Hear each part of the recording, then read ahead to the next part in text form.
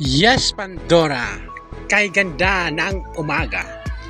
Habang naglalakad ako, may nadaanan ako as usual na isang basurahan. At dito may nakita ako mga plywood, mga plastics at mga cartons. At meron ako nakitang plastic food tray cover. Hindi lang yan, meron din siyang kasamang cortina, pink na curtain, parang window curtain siya.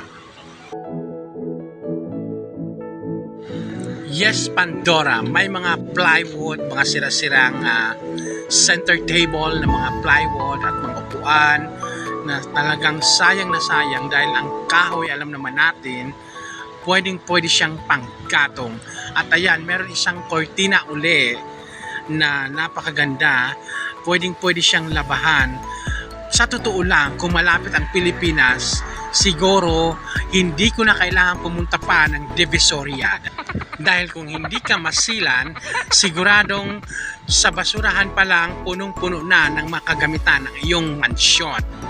O ayan pa, Pandora, upuan. Napakagandang upuan, mamahaling upuan, dito lang yan sa Middle East.